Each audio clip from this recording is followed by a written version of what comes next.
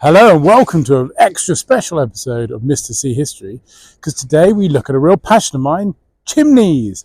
And I had to start here, of course, the iconic Battersea power station. Why chimneys? What's so great? Well, chimneys, they are these things that thrust heavenward, don't they, from among us. Some of them are iconic, like the ones behind me. Some of them are hidden, but they're a real testament, a real sign of London's industrial past. Not so long ago, now very much forgotten, that London was a working city, a city of black begrimed coal, etc, etc. And we're going to look at some of my favourite chimneys in London. Starting here, of course, in Battersea Power Station, the newly developed Battersea Power Station. Really iconic. It's really hard for me to get a shot of all four of them in a very sunny day like today, but Battersea Power Station is an incredible building. It used to just be two. In fact, it just used to be that one, and then and the one behind it, and then during the Second World War they reopened this one.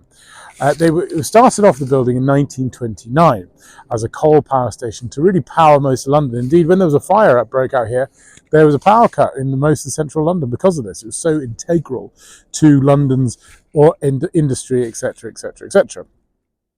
It wasn't actually around for that long. It was opened in the 1930s. It closed by the early 1980s as coal became less and less used.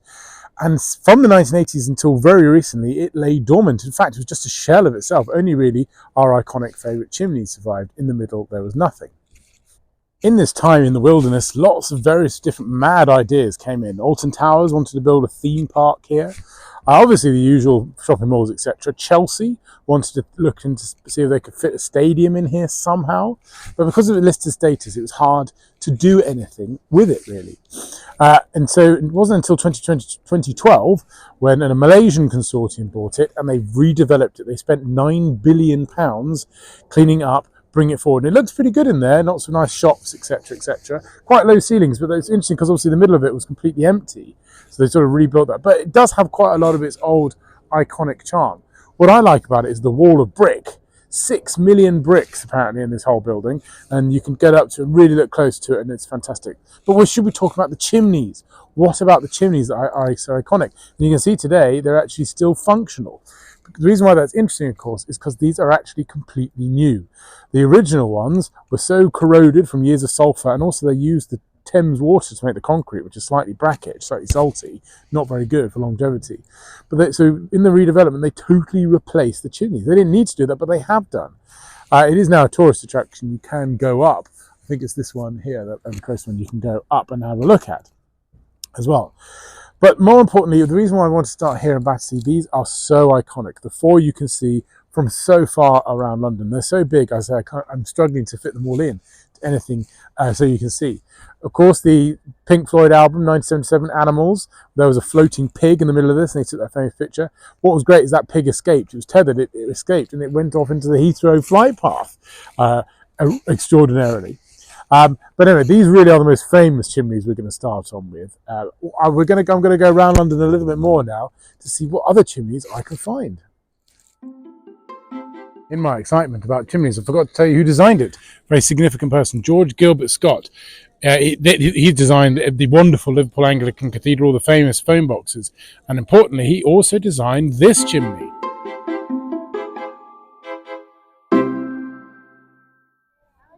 This one, of course, the famous Tate modern chimney, or as it was known for a long period of time, Bankside Power Station, because we are here. I'm just on what was known as Millennium Bridge, crossing the Thames, a wonderful, beautiful vista. St Paul's Cathedral looking at me, but I'm here to see the chimney behind me. It's 99 metres tall, which is 1 metre shorter than St Paul's Cathedral it's looking over. It was by law told it couldn't exceed that height. Designed by George Gilbert Scott. This bit was Bankside B. There had been a power station here, a coal-fired one, since the 1890s. This one was built post-war, Second World War, 1947. Indeed, it was oil power, one of the first oil-powered power stations, because there was a coal shortage after the Second World War, of course.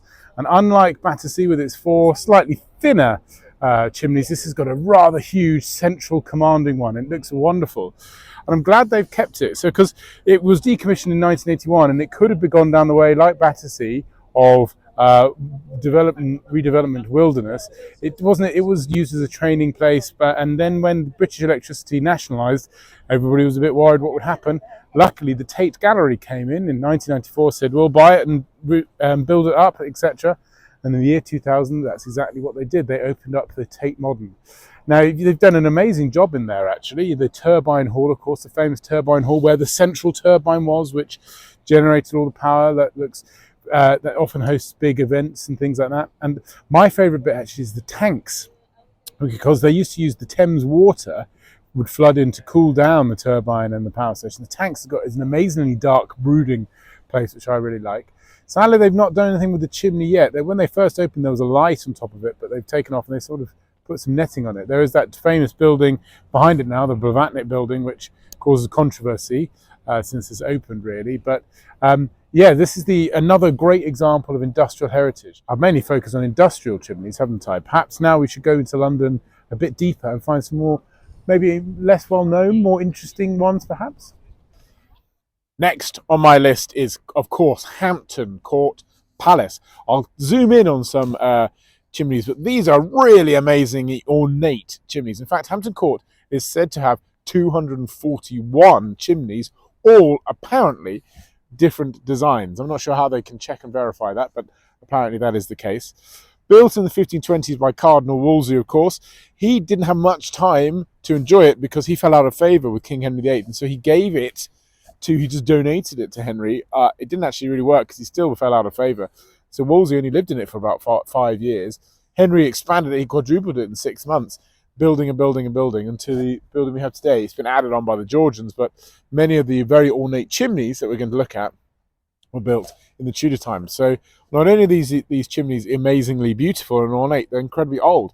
And clearly Hampton Court Palace is a place with a lot of fireplaces.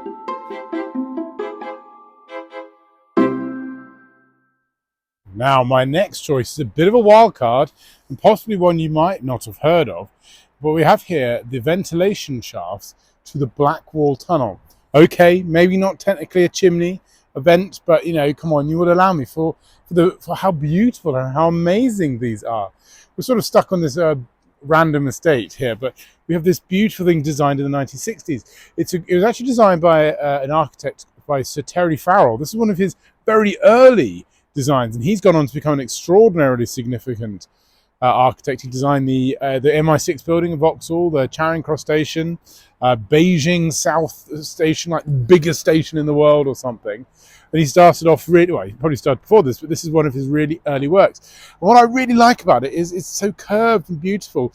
We're in sort of near the Canary Wharf, Docklands area with that sort of dystopian straight line Blade Runner kind of misery, boring architecture. And we have this just for functional thing, a chimney of ventilation to the Blackwall Tunnel. These ones were built in the 1960s, the second Blackwall Tunnel. The first one was opened in the 1890s, and the traffic was unbelievably bad. So they've had to open a second one, and indeed they're going to open another one, the Silvertown tunnels, further east to alleviate traffic even more. So I think, though they're not as functional as they once were, I think they figured out a new way to vent the Blackwall Tunnel. So I hope that they stay. They are listed, grade 2, and they are stunning. They need a bit of a lick of paint or a clean or something, but wow, I am a huge fan of these ones.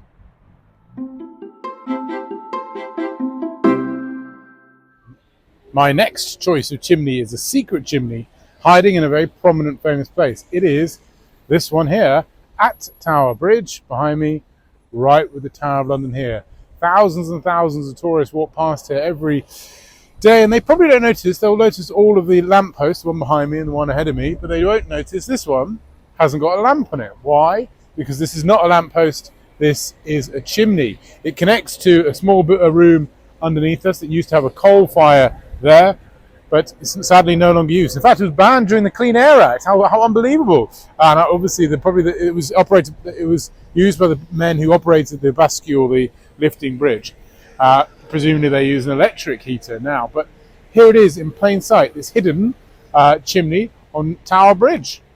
This is BEDZED, which is in Hackbridge in the London Borough of Sutton. And behind me are some amazing little chimneys I thought we'd include. They're very colourful, and they've got sort of like a rooster's craw kind of look about them. what's also amazing, they move. They're sort of like chimney slash weather vanes. Now, this is obviously an interesting place. It was developed around the turn of the millennium as environmentally friendly, solar panelled. I think there's a biomass boilers or something, which is why the chimneys are shaped like that, apparently. I don't know how much of a success it has been and whether it's a nice place to live, but they certainly do have some wonderful chimneys.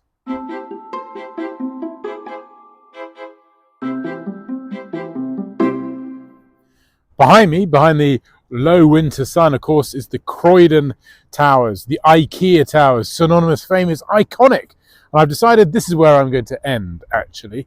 Now, this is the same old story as the Tate Modern and Battersea Power Station, coal-powered power station built after the Second World War, closed down 1980s. Straightforward, normal stuff. But the reason why I've chosen it is, like I said, the iconic.